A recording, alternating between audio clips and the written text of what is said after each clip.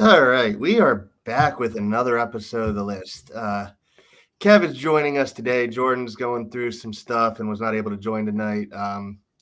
And I didn't want to spend my Friday talking about the Dolphins.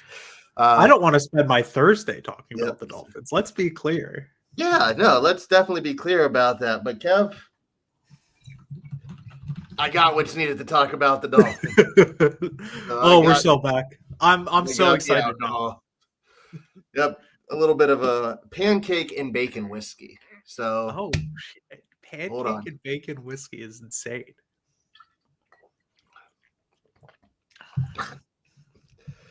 It's been in the freezer for a while, so it doesn't taste the greatest. But yeah, so Kev, last time we did this, it was you, me, Coach Eric, Jordan. We were saying we were expecting a 2-touchdown win against the Panthers. We didn't get a 2-touchdown win. In fact, you know me, everybody who's in Discord, everybody who ever talks to me knows I am usually more positive, and I finally just said after the Panthers game, I don't have the energy to talk about this team. I just didn't. And then I thought we were going to get killed by the Chargers, and I don't know how we came back and took the lead with 40 seconds left. And, of course, Dolphin's going to Dolphin, miss an easy sack, and, yeah, we're 1-5. Kev, how are you feeling? I'm slowly but patiently waiting for this season to be over because I don't see a pathway for this getting any better. I'm just going to be brutally honest. I'm not going to sugarcoat it. This probably isn't getting any better. I don't think this is going to get better overnight. I think that this team has too many issues. I think they're poorly coached across the board. I think they have a real talent deficiency in certain spots. I don't know. I think that this has now become an issue that may be beyond repair to some degree. I know we can talk about this, I'm sure, but I think it's time to have discussions about what's next and not what does this little week look like? What does the next 2 weeks look like? Because the truth is your schedule only gets harder. The games that we thought were winnable, you didn't win. I don't know. I wish I had a better answer, but this is one of the worst teams in football right now. Yeah, and we can talk about stuff. Like, we can talk about what's next. Because I don't think anybody really, let's be honest, pardon my French, no one fucking cares about us against the Browns this week.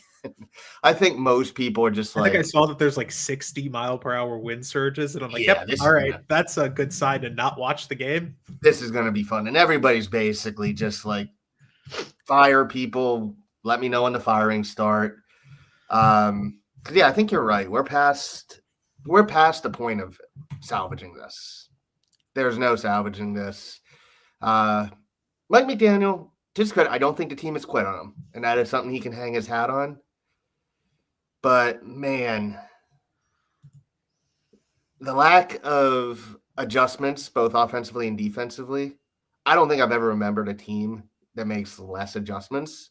We eventually did against the Chargers, and we did a couple weeks before when I actually foolishly said I was almost back in on Mike McDaniel as a play caller, and then he just pulled the rug out from under me. But, man, like, he needs to have his back against the walls to make changes. And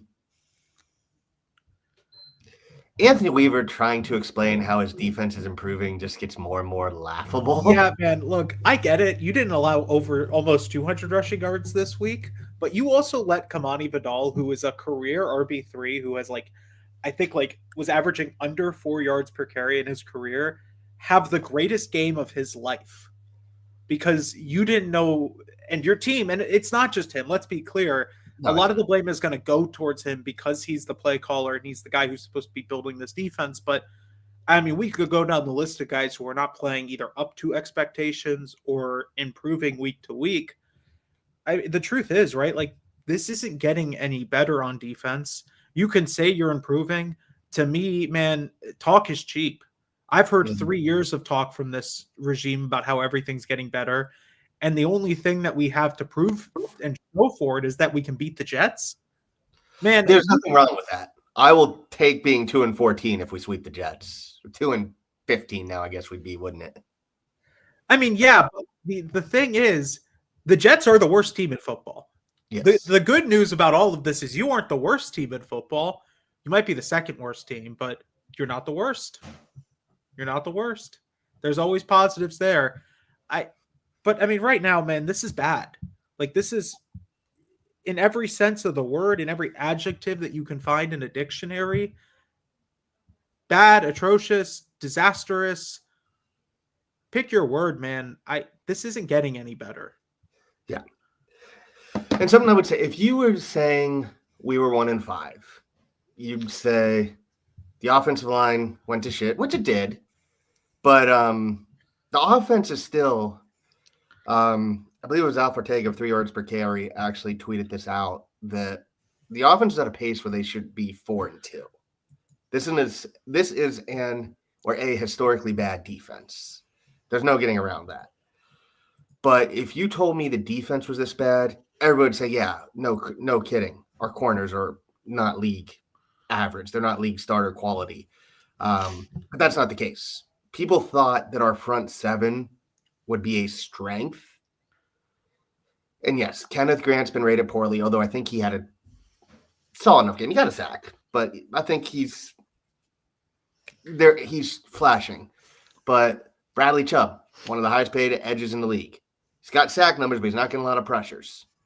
Jalen Phillips, he is the king of almost. And hey, it's cool. He's getting pressure, but you got to get sacks eventually.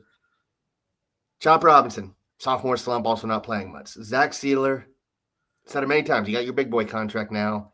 You got to perform like it, and you're not. You've actually been a big hindrance, not just with poor play, but with poorly timed penalties. So it's like, yeah. And then you have Brian Baldy. I don't know if you saw Baldy came out with his breakdown. And I wish I didn't watch that breakdown, truthfully. It just made me more mad because there's just people not in positions. It's positioning, but it's also like this is now becoming a constant issue. And if guys are not going to be in positions to make plays, why are they on the field? Man, like we saw it with Jack Jones, where they've now, I think, effectively benched him. Even if they want to say this is a competition, they're leaning towards just giving Ethan Bonner a chance to play because, man, it can't get any worse, can it? Right. And then, but like, you constantly have issues with Tyrell Dodson in run defense and coverage. He's looked poor at times. He's looked fine at other times. I thought KJ Britt had a great game on Sunday, but the constant lack of playing time for Willie Gay, because the explanation is that he's the backup to Jordan Brooks. You can't move him. It's impossible to move the guy. It's like a physical hindrance to move the guy over to the other Mike linebacker spot. I mean, it's stuff like this that like constantly continues to baffle me. Matthew Judon playing a lot. I think he's been whatever. At what point do you just start playing the young guys, man? Because at some point you need to swallow your pride and realize it's not happening. I think the issue is that everyone in this room knows that they have to coach for a job. They have to play for a job. So you're going to start trying to play the vets who know what they're doing. But right now, it's disastrous on defense. They're the worst defense in football. They're one of the worst defenses I have watched in a long, time in the NFL. It's constant stuff that like baffles me. And some of it boils down to, well, they don't have the guys, right? I think it was Weaver who kind of implied that they don't got the cooks in the kitchen to make a lot of these plays. That's fine. You get paid a lot of money to figure it out. And if that's playing other guys in certain spots, trying to figure out a way to make things work, man, if you got to cobble something together to just even be the 20th best defense in football, You got to find a way to do that, because that's the difference between this team being 4-2 and 1-5 like they are. I mean, the truth is they should have won the Carolina game. They should have won the Chargers game. They definitely should have won the Patriots game. And by all accounts and purposes, they should have been a lot better against the Indianapolis Colts, who I don't think played a great game. I think No. they just took advantage of what the Dolphins couldn't do. And we're talking about 4 games where I thought you at least had a chance to win. And every time you're 1-2 steps behind because you don't know how to close a game out, man, it's over to me. If you can't figure this out, it's over. Yeah. And here's the thing I have noticed this year, especially in the run defense. With Anthony Weaver saying we don't have the cooks in the kitchen, I'm going to call BS, because a lot of it is run games are going to where our defenders are not. I'm sure you've noticed this. We've been doing these stupid fronts where we'll have like three guys bunched up on one side, one guy in a wide 9. They just call a run game between where the giant gap is. Yeah, and the wide open gap, and then you sit there wondering why Rico Dowdle's running for 75 yards a play. Yeah. I don't know, Or man, like, because he's getting 6 yards before he gets touched. I mean, or like the Chargers on the 4th down. Oh, big run. You sell out for the middle. They're just going to do a sweep outside. There's no one to block. So if you want to say, if we want to say, oh, the guys aren't there, okay, we can have that argument, even though I don't think everybody is that wrong that we have a very talented front 7. But all you got to do is watch the setup, and it's just like, I don't see a team being set up for success. I think we do need a better sideline-to-sideline linebacker. Sonny Styles from Ohio State, come on down next year in the draft. We need someone who can go sideline to sideline. well, I'd kind of like to see if Willie Gay could do that, but we only get 2 snaps a game from him, so maybe we'll never see that. I mean, exactly. I know people are down on her. Save's been fine. Dante Trader's been a 5th-round unathletic rookie. Should he have made the play on Ladd McConkey? Probably, but don't put Dante Trader in man coverage against Ladd McConkey. I think this feels like an easy solution to everything, man. Yeah, because Trader did play it well. McConkey just has outrageous change of direction. Lost his footing. And, of course, if Jalen Phillips finishes the sack, we're not having that conversation. We know what we have at Jack Jones. He's can be good at times, but he can be very bad because he's handsy. And I think they flat out admit it. Oh, you love his tenacity. But like you said, and they said it too, like when it starts to go downhill, he loses his mind. So not much we can say about that. And I don't really want to talk about the defense anymore. Like, I think we just have to accept until we change something, even if that's in season, nothing's changing with the defense. It's just a very stubborn defensive staff. And I have a feeling, and I've heard a couple people say this online, it's a bunch of coaches that aren't coaching to one vision defensively. And I think you can tell because it doesn't look like anybody knows what they're supposed to be doing. I mean, I think the bigger issue about all of this, and this is not a shot at the comments from a certain player or anything, and anyone who wants to take it as such, man, feel free. I don't really care at this point. It feels like there's a lack of clear direction in terms of who's leading the charge here. Because they've said that they want this to be a player-led team, and that's fine. But it's something that I was talking about on Twitter. It's something that I've talked about in the Discord, right? Like, you can't just snap your fingers one day and say, all right, guys, lead this team. There has to be a clear vision, plan laid out. Everyone has to buy into that plan. And the guys who don't buy into that plan, the leadership has to be strong enough where they understand that there are consequences in place for not buying into said plan. And I'm going to say this, and it may only be the only time we talk about it. Tua shouldn't have said those things. I don't care if you think that is a strong, well, then I guess this is the perfect change of topics here, right? Like, I don't care if you think that is what a quarterback should do. I think when every NFL and former NFL guy is saying, yeah, you probably shouldn't have said that. That's not what you do. You don't air out a locker room's dirty laundry in front of the media. You don't make that public. That stays private because you figure it out in-house. And man, if we've still got guys late to player meetings, The whole point of this offseason was weeding out the people who did that. So either we didn't weed out anyone or we have just created further issues, right? And like, to me, this boils down to, once again, what is the vision of how you're building this roster? Yep. Because it feels like they've got 3 or 4 different buckets as to how they're building this roster, because they want to be fast at times, then they want to be powerful, then they want to be tenacious. It's like, you can't have 4 things. You got to have an identity and you play to that identity. Look, man, at this point, right? Like, the fact that Tua thinks he can say those comments tells me, like, to some degree, he's just now done with this, right? He's finished with it. He's pissed off. I don't blame him. Still, man, I don't care if I know he took responsibility for the interceptions, even if they weren't all his fault. But when you have a rough game, the first thing you don't do is go in and go, well, we don't show up to player-led meetings. Man, it's week 6. Why are we having 10 player-led meetings? Because it feels like every week all I hear about is how we've had another player-led meeting. Or how we're now wanting the coaches to come to these said player meetings. Yeah, man, what are we doing? A player-led meeting is supposed to happen like once a year because you lose 2 games in a row and you're like, hey, man, we can't let this affect us. This isn't an every week thing because it's like a kumbaya session, man. Like, either they're misrepresenting what these things are and they're calling them player-led meetings when they're just like typical meetings that teams have, or this locker room's completely lost. Either answer to me doesn't feel like the good answer. No. To go along with that, and it's something I think the 3 yards per carry crew has said a lot, I think comes down, and there's a big red flag against Mike Daniel. There are things I like about Mike. There's things I don't like about Mike. It's very clear he never put discipline in the forefront, nor has he made it clear that actions have consequences. I think that became obvious last year when Tyreek Hill pulled himself out of week 17 or week 18, whatever it was, the final game of the season. I think that showed that.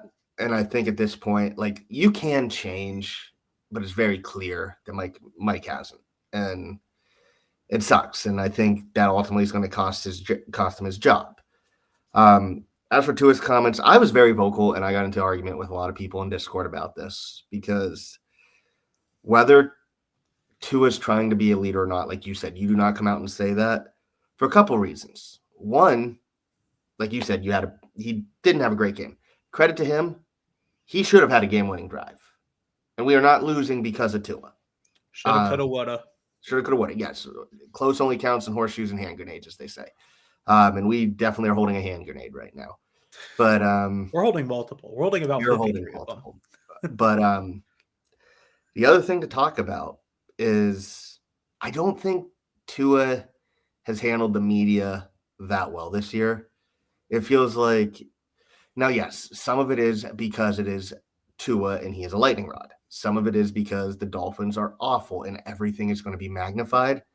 But it feels like every week, no matter if it's something that I personally don't like or people are drawing too much into, it feels like he is the one quarterback this year where it feels like the story is something he's said in a press conference.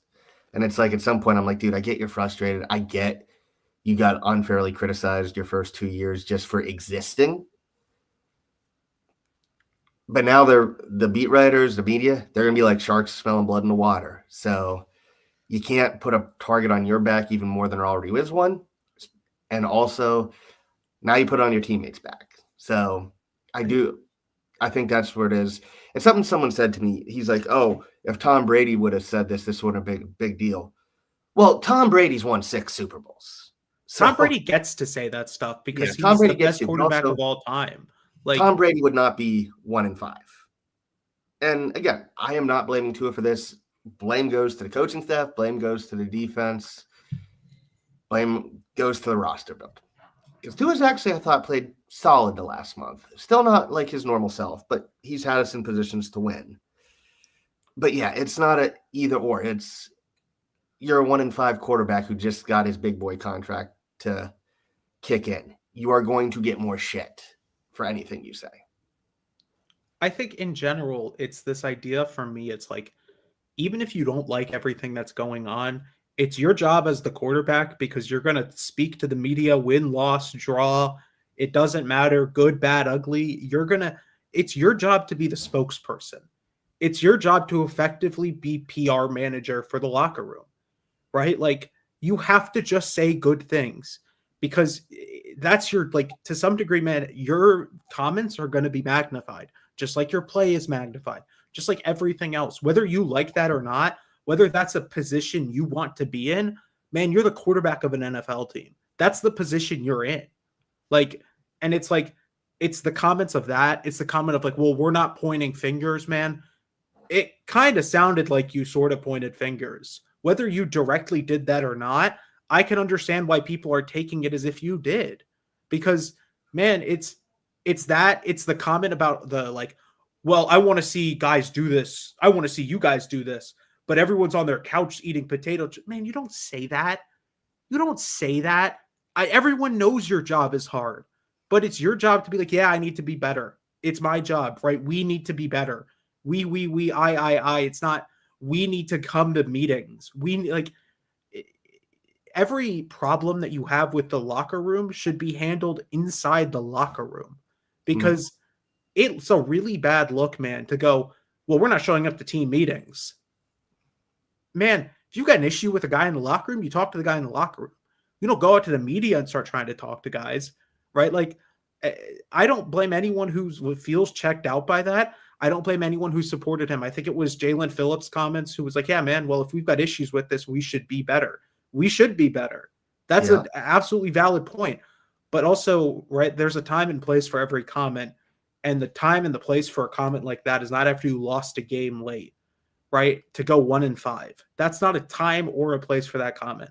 And there just needs to be a little bit better awareness. It's like, I understand you're frustrated. I think everyone in the world is frustrated about how this season is going. There's not a soul who's not frustrated. But you have to understand that as the quarterback, the highly paid quarterback, may I add, it's your job to just be better and be the better man and walk out of there the better man, right? Yeah. Because your comments are going to be magnified whether you like it or not. Yeah. Now, he did own up. He did apologize. And I'll be like, okay, good. You handled that well. You shouldn't have been in that position.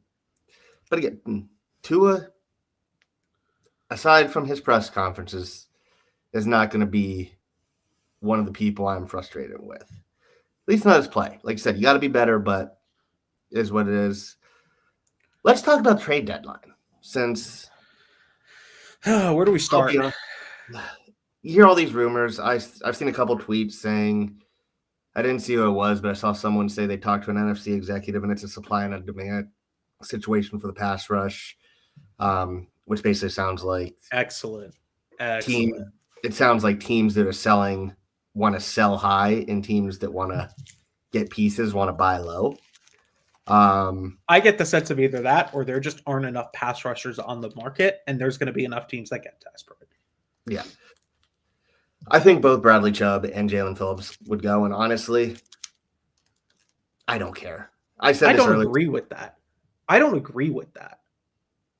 I think that I am of the belief that one or the other should be traded.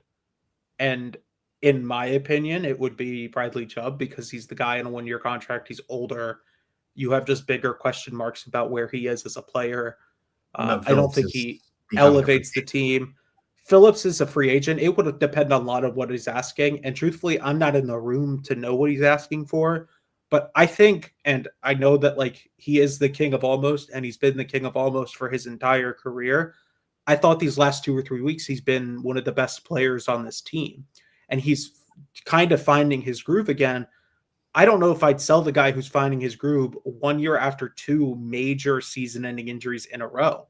Yeah. I think that like I would rather keep him and build around him because maybe this is where I sort of disagree with what other people are saying. I don't think this is a roster that needs to fully rebuild. I think this is a roster that needs to reset, that needs a new voice, which is certainly a completely different place to be in. But I'm not sure this is like a full rebuild kind of roster. And so I would rather see them keep Phillips, trade Chubb, and then we could talk about other guys because there are certainly other guys I'd trade on this roster. Let's be clear. Yep. like I'm just kind of at the point where I'm like, I think I'm so down on this defense right now where I'm like, unless it's bolted down in the locker room, get rid of everybody. Like if you give me something for them, I'm fine taking it. But that's also me just being the optimism in my head is starting to drain a little bit. So I don't blame anyone for being in that so spot of where it's I'm like, man, starting come to get on, I just that. want new players. Yeah. But yeah, I think Chubb's more likely. I don't know if you saw this. There was some drama on Twitter about Jalen Waddle because someone came out and said he removed the Dolphin stuff from his Instagram. We're And not there was doing this some again, man. We're not no, doing but I this was going again. to say other people have come out and said he didn't have Dolphin stuff on his Instagram anyway. So that was an overboard. You have the rumors that the Giants want him, but everybody's saying no, they're not interested. I've heard from fairly reliable sources who are like second or third hand info saying the Dolphins are hang up the phone if anybody asks about Jalen Waddle. Um, you're not getting a first round pick for Waddle. If a team gave you multiple day 2 picks, you consider it. I'd have But at least have the conversation. I think that yeah, like to some degree, I think there's like maybe one or two players where I would hang up the phone regardless of where the conversation is going. But I think for a guy like Waddle, there is a price. yeah, I just don't think anyone is going to reach that price where I would be like, I'm yeah. comfortable with the trade.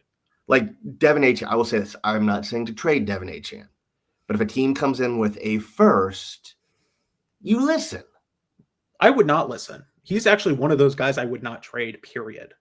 I'm not saying to trade him. I'm saying if you start with a first, I will listen to the Can I get conversation. two firsts? Two firsts, I think I'd listen. First and a second. Same draft? Yes. And a Sure. conditional Let's do second it. to next year. Let's have some fun. Yeah. So it's something like that. I'm like, okay, if someone gets desperate for Achane, go for it. There's rumors Jalen Wright has a market, which I'm assuming is they're just talking about Aldi's because Someone's not shopping at the Dollar Tree I because guess I will say this. can we get a I third round said pick for Jalen Wright? I just kind of want to see if we can do that at least. Can we at least recoup the value? maybe in the CFL draft. Look, I will Did we say get our first choice at a third round pick in the CFL draft? this about Jalen Wright. The skill set is there, and I thought he looked good his rookie year in preseason. And I get the idea. I was not funny enough, a fourth round pick was the one pick in a draft that most people hated the first 2 picks of that I was not a fan of. And I honestly think this is where I think the criticism of Chris Greer, really the Dolphins as a whole, because I think this is an issue that goes back to the Jeff Ireland years, the Rick Spielman years, where we look at a guy and we just look at the tangibles, and you look at Jalen Wright, and you think he can be a between the tackles runner, he can be the thunder to Achane's lightning, and it turns out he's just a bigger, less good Achane. Yeah, I mean, And so when people are like, "Oh, he's not playing," no, he's exactly what Devin Achane is. He is not going to play unless Devin Achane is hurt. well, he's also not going to play because Mike McDaniel only uses one running back for 95% of the game, bar the like 3 Ollie Gordon carries where we're like, oh man, those were cool. I can't wait to not do it again. Yeah. Yeah. So honestly, with Wright, you take what you can get for Jalen Wright, and you just say, "Hey, didn't work." Honestly, if I was trading Jalen Wright, I wouldn't want to pick. I'd rather go take a chance on a higher upside guy who just hasn't worked. Like, can we do a Jalen Wright for the equivalent of Jalen Wright at a different position trade? Yeah, I'd be I down can for find that. that. I'd be down if we could like get a corner or a wide receiver or an edge rusher who just hasn't put it all together, but has some potential, and just be like, hey man, we get the rest of the year to figure this out. Because I think I'd rather do that than like a 7th round pick. And if the value is a 7th round pick, man, I might as well just keep him and see if I can recoup his value. Yeah. So I'm going to throw a couple players out to you, just random players. I'm not saying I would trade them, but just going to throw out some names. for you and see. You can even say you can just cut or just basically be like, we just get rid of him in the off season. Chop Robinson. Too early for me to talk about trade. Depending on how year 3 looks, I think maybe we talk about it. I think there's still talent. I think he's just having a bad year. So no, I wouldn't trade him. Aaron Brewer. No, I think you keep the good players and you try and at least, if the very least, right, this is a new regime gets to pick who stays and who goes at those certain positions. Yeah, this is probably one of our only good defenders, but I think he's only on a 2-year contract, and he's a captain, Jordan Brooks. No, I'd be talking about extending Jordan Brooks. Yeah. I think he's the best one of the best linebackers in the NFL. I would agree with that. I was just kind of throwing a name out there. Darren Waller. I would trade him. I don't think he would accept a trade. Because all the comments were like, I'm only playing for Frank Smith. Man, I think he would just retire. Fair enough. Last one, just because he randomly was popping up a lot on Twitter. Westbrook-Ikhine. Sure. I mean, if you can get a pick, we're not getting anything for him, but it's if like you can get a pick for him, sure, man. Clearly, I've had different ideas of what he could be in this offense compared to other people. Sure. I thought he would at least be a good blocker and a red zone target, and he's been nice. I thought he would at least play. Yeah. Yeah, I thought so too. So who do you think, if anything, is your prediction basically just Bradley? Do you think Bradley Chubb will be gone during the trade deadline? And do you think anybody else will be for us? Give me 1 second to pull up the cap space numbers because I have a couple other guys, but if it's not a thing you can actually trade, you're not trading them. So give me 1 second. I'm pulling it up now.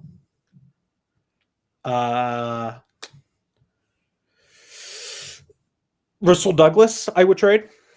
I was thinking about it, mentioning him. Benito Jones, I would talk about trading. Yeah. As good as I think he's been or solid as he's been. I mean, teams are going to want big guys in the middle. So if you can get a pick for him, don't take a pick for him. Minkah Fitzpatrick, I think you could have a conversation about it.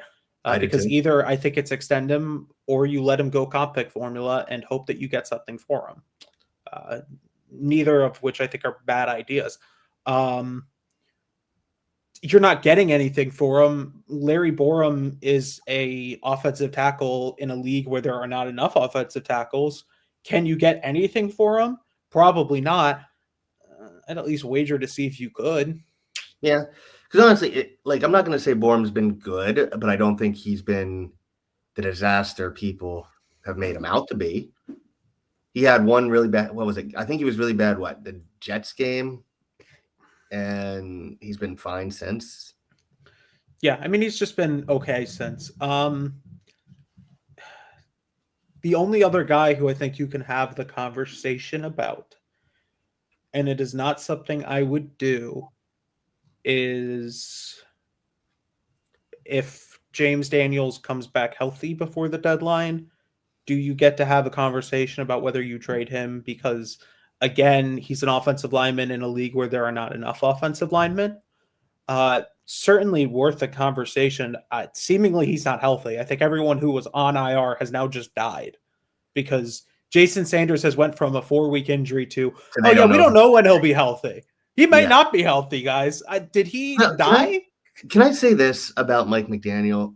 The one thing that for years, even when things were at the best under him, the one thing that has driven me insane with him is how he and his staff handle injuries. They keep saying stuff like, "Oh, it's not serious," or "Oh, it's week to week, it's day to day," and then it's like you don't see these players for months at a time. And it's happened. Let's see, Achane, Robert Jones, Isaiah Wynn, Achane again, Mostert, Tua. Like it happens every year with all these guys where they're like, "Oh, it's not that serious," and then it turns out it's actually a really fucking serious injury.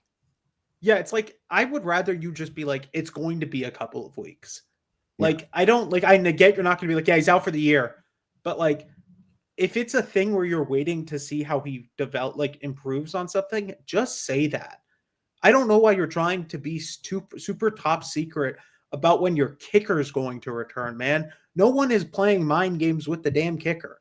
Yeah, and especially, and this is a minor thing, but we never put Jason Sanders on IR, did we? No, we Because did. We did. I didn't think we did, or No, was that we just we put him because remember we put him on IR. We signed Patterson to the practice squad. The first 3 games he was elevated because you get the 3-game elevation.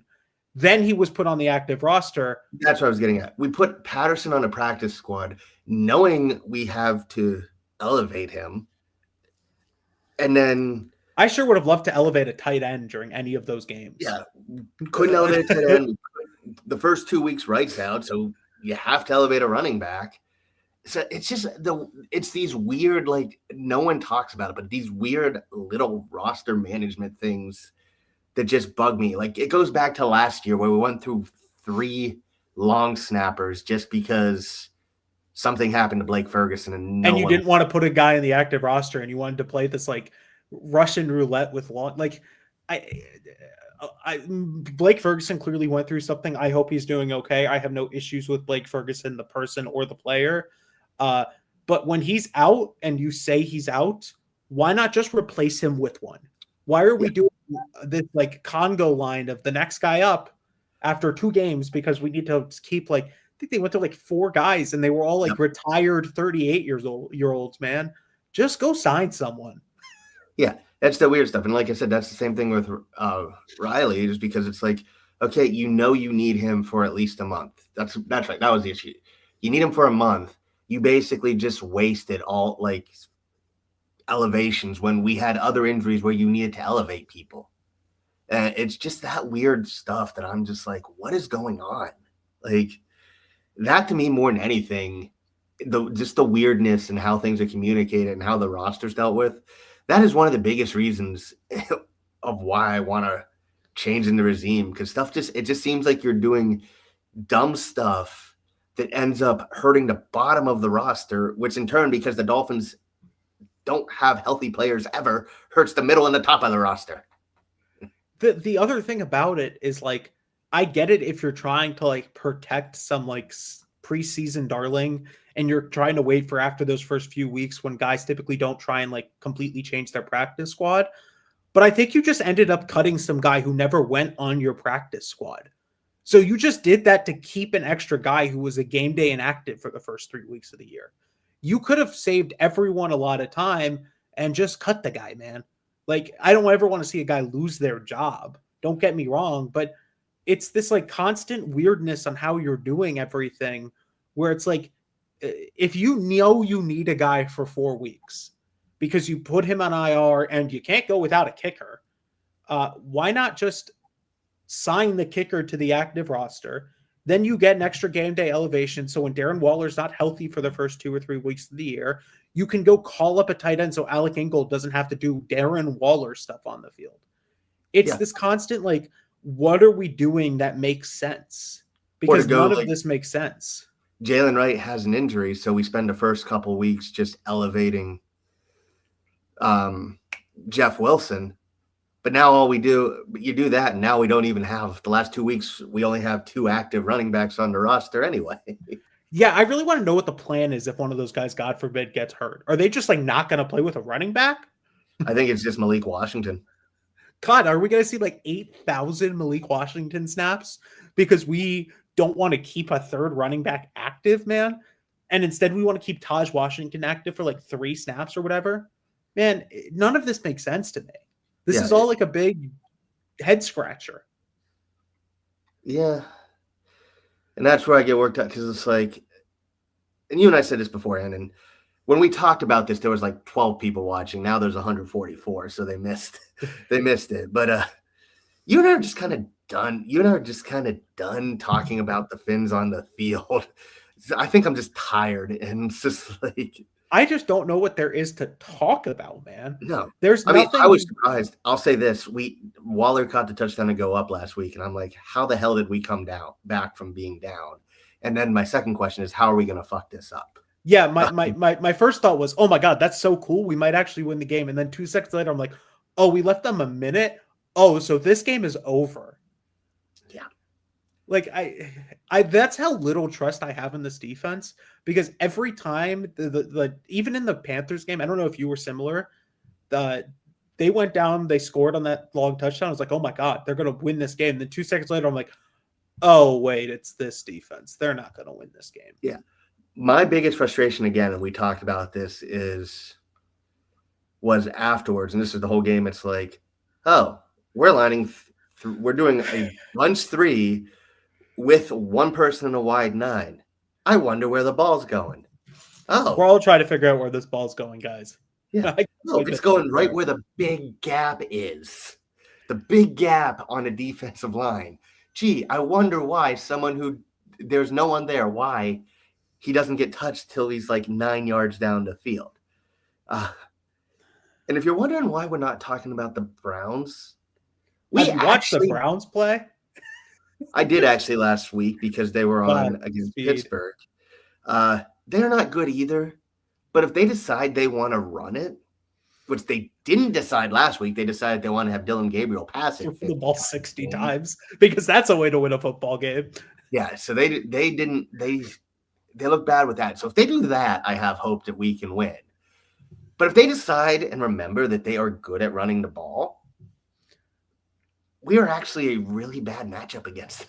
Also, spoiler alert, you're going to get a lot of Mason Graham versus Jonas Savaiinaea, who, man, if you've watched either of those 2 guys play this year, I know how that matchup's probably going. And then you're going to get a crap ton of Myles Garrett against Larry Borum. It does not take a rocket scientist for me to figure out how that matchup will go. So for Jonah, real quick, I do want to say he was bad, but he actually graded out as a 50, which is actually a huge improvement for him. We're almost there. I will say this. The bigger issue against the Chargers is he didn't have as many bad snaps, but when he has bad snaps, they are the worst snaps you will ever see.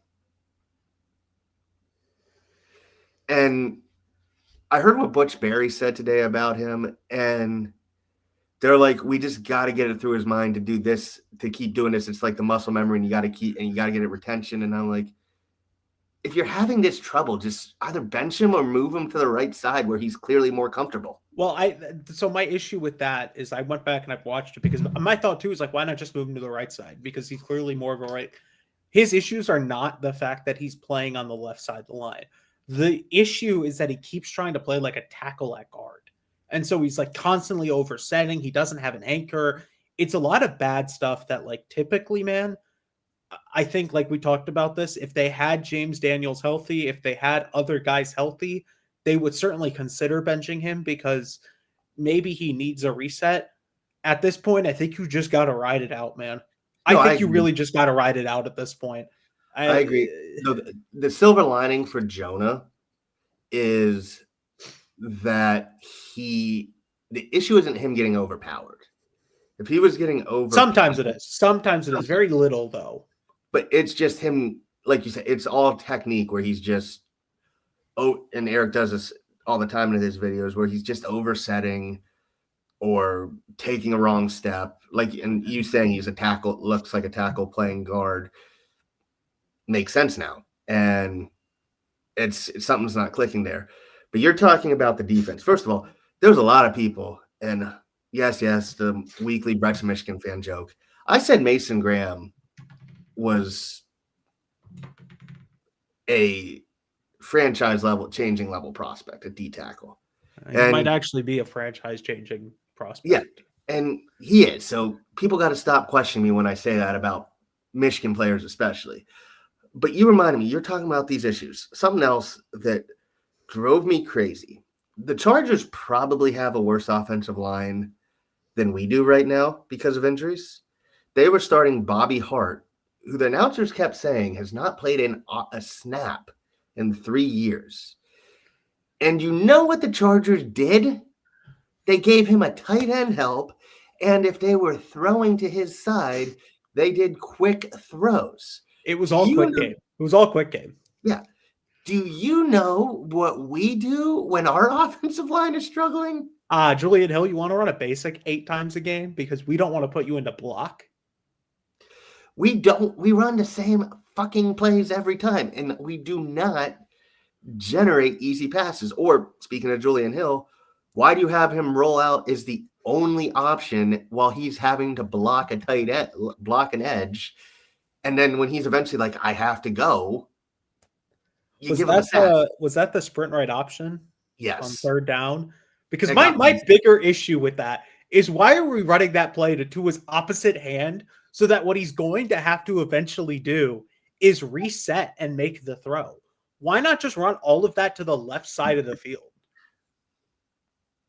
I don't know. And that's where the frustration comes. I'm sure everybody who's watching right now shares a lot of these frustrations. I'm just gonna say it. We're going on the road. We've talked about it's going to be 50, 60-mile-an-hour winds. There will be a football game played. That's about the There will be majority a of what I football can game say about played. that game. I will say this. Everything about this says run the football. And you have two coaches who are probably coaching for their jobs. The one, Kevin Stefanski, will probably run the football. The other, Mike McDaniel, I have no might, proof that he will. well, I have no proof that he will either. What I do have proof will probably happen is you'll probably have a good play or a good drive or two where the run game looks good, and then we will stop doing it. We'd love to do that. Yeah. So I'm actually going to say this. I expect us to lose by 10 points.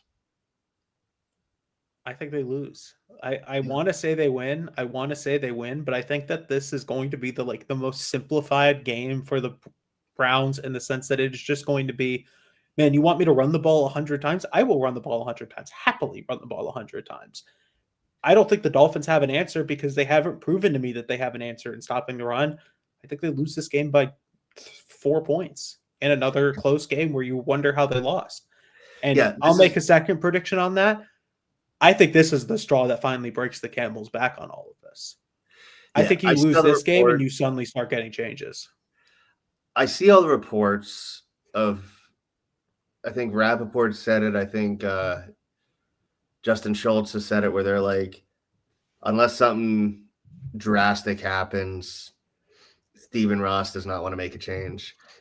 I think you hear that I think every time Stephen Ross has made a change, you've heard that. I think they said it with Philbin, then we lost in the London game to Jets where we looked poor. We fired him.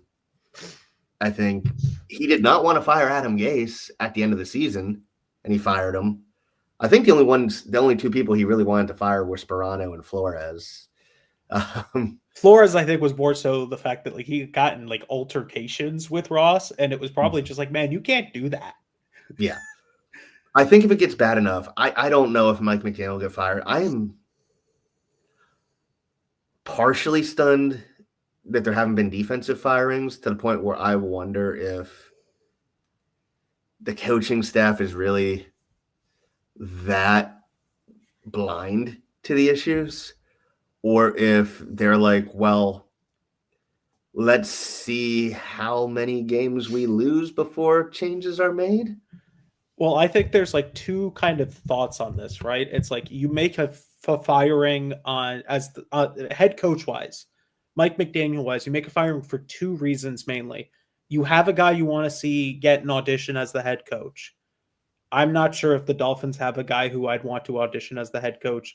Unless you want to give, if you still want to give Weaver a chance to do it because he's the most respected guy in the room, go ahead. I mean, at this point, right? You've probably got nothing to lose. Yeah. Or secondly, you do it because you want to re-energize the fan base. Much like what the Titans did, where they did it, I think primarily just to re-energize the fan base. I think the Dolphins fans are so checked out that even a firing is not re-energizing them right now. No, I think a lot of people, people might get more interested because you get something to talk about. But, and before anybody says, and Mr. S is asleep early today, so he's not going to say it. But I know a lot of people are like, fire Greer. The one thing I'll say is I think in the last several years, there have been 2 GMs fired mid-season. GM firings just don't happen. So don't waste your energy asking to fire Chris Greer because it's not going to happen until after the end of the season. Also, I promise you what they're going to do is he's going to soft retire. He's going to soft retire and be like, hey, it's time for me to step down and pursue other ventures. and he'll like spend a year as like the director of football operations or some stupid title they give him where he's not anything. Like, I think that's just what it's going to be. I think so too. I think they won the Grace at. I don't think because I see people talking about Champ Kelly. If you and I will agree on this, if it's anybody internally, it's going to be Brandon Shore. But Yeah, I mean, still, I think like I am of the belief at this point that whether you think Tua's a good quarterback, whether you think Mike McDaniel's a good coach, I think everyone probably has a very similar opinion on Chris Greer at this point. I'm at the point of all of this where I'm like, man, I just want new faces. I think you need yeah, a new quarterback that you can build around. And that's not anything against Tua. I just think this has run its course. Uh, I think you need a new head coach who you can put man, some belief into and back, and you need a new guy making decisions at the top. But I mean, I don't like generally like. I think people think I have an issue with Tua. I think he's an average quarterback who's just limited, which is certainly like a fine thing, and you can win with that. And he has to spend another year on roster. Everyone talking about they're not trading him now because look at the cap hits. That's yeah, going to be a tough contract to trade now. I think next year he's just going to be sitting on the team, and they're going to wait till either a team gets super desperate, which likely won't happen, or more than likely they'll just both agree, like much like what Kirk Cousins is doing, where it's like, hey man, the minute we get out of this contract, we'll both go our separate ways. We'll thank you, we'll honor you, right? Like however we want to do it, and then you get to go get a chance to start somewhere, and we get to build around another quarterback. Like I just generally think that's where this is heading, and like to some degree, I think that's probably just what the Dolphins need. I think they just need new voices. yeah. I think Tua has earned a right to where his future with the Dolphins will be determined by whoever the new GM and coach are. Um, I think it's gotten to the point though where, for all the good McDaniel did for Tua the first 2 years, I think even Tua needs a new voice. Do I think this is at Ryan Tannehill levels where it's clear that Ryan Tannehill is broken beyond repair with the Dolphins and needs a new scenery to rebuild his career? I don't think it's there yet, but I do think I would put it 60-40 on us taking a quarterback in the first round this year. If they're picking top 10, I would see why they wouldn't draft a quarterback in the first. I think the I way have that two you were, reasons, and this is just me personally. I really love Caleb Downs and would love him on this team. I hate rooting against him as a Buckeye. Or you just got a chance to add a really good offensive tackle because you got to replace Austin Jackson. neither of which I think are bad ideas, let's be clear. But I think the way you sell this job to a new GM and a new head coach is, hey, you want a chance to build around your guy. Hey, we've got a top 10 pick. There are, to some degree, 3 or 4 quarterbacks that are like consensus, probably first round picks. Those being Fernando Mendoza from He's a local boy. Indiana, Dante Moore from Oregon, who's playing really well this year, Ty Simpson, who may be the Heisman Trophy candidate or finalist from Alabama, and then the sort of wild card in this is Lenora Sellers from South Carolina, who is all traits, hasn't put it together completely, kind of quarterback. But there are like 3, maybe 4 quarterbacks who I think everyone thinks are probably going to be first round picks. If you have a top 10 pick, I think the way that you have to sell this job, just thinking ahead, right, is, hey, we have a top 10 pick. There are 3 quarterbacks that are really good in this draft or good in this draft. You get to pick one of them, build around them, develop around them. I think that opens the door for more coaching candidates. Regardless, right, I do agree that it should be up to whoever the next GM and head coach is. Whether that is, hey, we're going to take another year with Tua, right? Maybe I think we can turn this around. I generally think like the issue for Mike McDaniel is that he hitched his wagon on Tua. Not that I think he like is a bad coach. And so like everyone's talking about, well, he's definitely going to go to the next job and really figure it out. If he does good, man, I'm not going to root against the guy. But I think, like, and to be clear, I wouldn't root against Tua either if he was, unless he went to a division rival. yeah, if he went to the Jets, I'd root against him. Same with Mike McDaniel. If he went to the Jets, but like, man, if these guys go to like the Titans and the Los Angeles Rams or whoever for Tua, right? Like, I'm not going to sit here and be like, man, I hope they fail, right? Like, I think to some degree, right? Like the Dolphins just need new faces. They just Yeah. need new voices. They need a new like. You need to re-inject excitement into this fan base, and the only way you do that is by new people leading the team. You don't do this by like continuing this regime, hoping year 10 or whatever of it works, because it's just Yeah. not going to. Yeah. And let me also be clear, because I've seen this on Twitter too, where people are like, I'm just ready to move on from Tua because I don't want to see the Discord. Guys, there was this Discord Ryan Tannehill. There was this Discord when Jay Fiedler was our quarterback. The only way there won't be Discord is if whenever we draft a new quarterback, he hits the ground running and is a top 5 quarterback his first year. Well, let's be clear. The Philadelphia Eagles just won the Super Bowl with Jalen Hurts, and we're still seeing discourse on Jalen Hurts from that fan base. They can't even decide if they like him. So, like, I think we just need to realize that regardless of who the quarterback is, unless you get Patrick Mahomes / Josh Allen, you're going to have natural discourse because people are going to not like the guy for whatever reason. People are going to like the guy for whatever reason. Whether those reasons are right or not, it's not up for me. I'm not the judge, the jury, or the executioner of this. I think people just need to realize that there's going to be discourse. Yeah. And either you can interact with it or, like I've done now for 3 years, just tune it out, man. Mm-hmm. Well, you know our Discord. It's kind of hard to tune out that. You're right. I just kind of go in there, say stuff, and then leave and kind of just let things burn on the side. Then I come back 3 hours later and go like, hey, anything happened over the last 3 hours? Same thing's happened. But we have gone on for about an hour. I think we've bitched about the Dolphins enough. Jordan will be back soon. Hopefully next time we have something a little more interesting to talk about. But if everybody joined us, cheers. I will sign off for Kevin and I. Cheers. This Thanks, is guys. sparkling water, not a beer. Yep. Have a great night.